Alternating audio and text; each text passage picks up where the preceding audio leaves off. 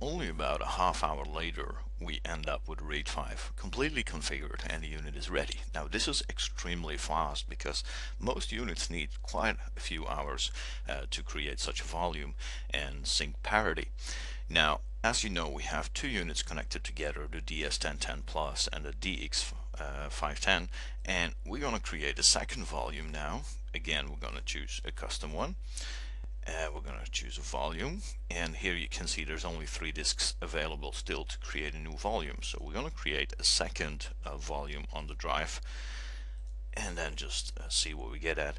RAID 5, no disk check, and then just submit data and click finish. Now, as you can see here in the background still, volume 1 is created out of 4 hard drives, reaching to 5.36 terabyte, and volume 2 is going to be created later on with 3 hard drives, equally in a RAID 5 configuration, so we can actually administer both volumes separately, and this will show later on in the configuration as well. So again, we're going to leave the configuration here do its job. In about 20 minutes or so this should be completely finished, and then we can continue by exploring the whole options that we have to configure the device to our personal needs. So we'll pick up again later when this is done. And here we are again, picking up where we left off. As you can see, we have now created volume 1 and volume 2, and you can see the amount of disks involved into the RAID 5 configuration. Now we can add 2 more hard drives on the DX510 and expand the volume, which would become available on top here, and we can still expand the RAID 5 on volume 1 with 1 single disk, because each unit can hold up to 5 hard drives. So we're just going to continue now with the regular configuration, and that starts off with the information, and we have a status information in which you can check all the hard drive and configurations, the hardware, as you can see both volumes, how much space is available, the temperatures, the IP configuration, and anything else, including the time, the hard drives that are connected at this time, a USB device, no USB device is connected at this time, and of course the eSATA port, which is now actually occupied with the DX510, so we lost the eSATA option on the unit right now. The resource monitor gives you an option to monitor the CPU usage, the memory usage, the network flow, and the volume usage.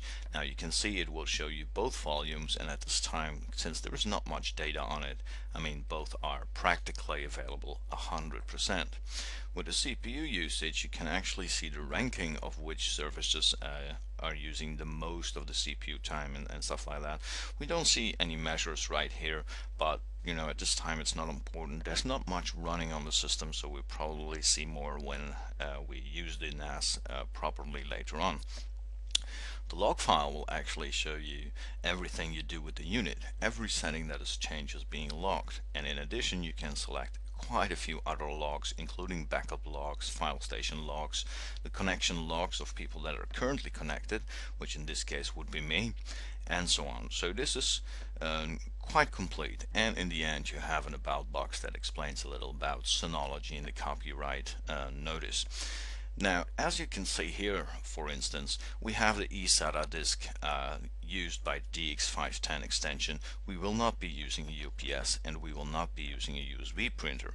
And here the about dialog, I mean, we've read it once and we don't have to see it every time. Now the fun thing about Synology is that you can click here on the customization and then just deselect the options you don't want to see in the interface. When you click OK, these are actually gone. And if you want to get them back, you just open it again and then just go select them again, and they will pop up again on the main menu. So about, click on OK, and there we go, they're back. So this is very customizable, so whatever you don't want to use from applications, network services, backup, or once the unit is set up completely, you can actually tweak the interface to only show the items that you really need on a day-to-day basis, or at least on a regular basis. So the information is completed. We just go on with the system, and the first part of the system is the networking configuration. As you can see, during the setup we had used the name Cobra. We can enable link aggregation and do a dynamic link aggregation, or just a fault tolerance. So the fault tolerance means you connect both network NICs, and if one fails, the other one will take over automatically. Or you can have an aggregation where the balancing is done on both network NICs. So if you transfer big files, the task of transferring files is actually divided over the two network cards. I don't prefer using it, but you might.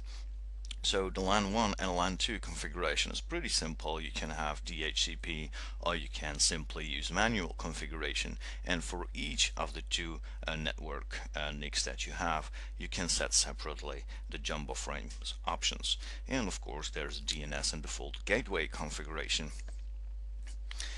For languages, we can actually set three different types. One is the email language, the code page that you use for your files, and of course the display language. And there's quite a few available to choose from, so hopefully yours is with that, as it is a feature that many people want to have a NAS in their own setup language.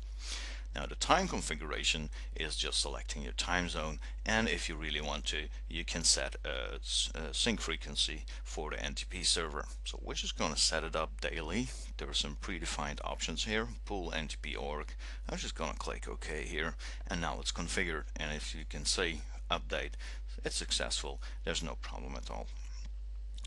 The notification is actually a handy tool to configure your NAS server with, as whenever there's something happening with your RAID, or a certain amount of issues might arrive over time, you can actually receive an email or an SMS. So we're just going to configure the email and just state that we want to send it to mail.mpcclub.com, which is our SMTP server, our port. Of course, we need to have authentication, which is going to give it authentication data, and this will be like that.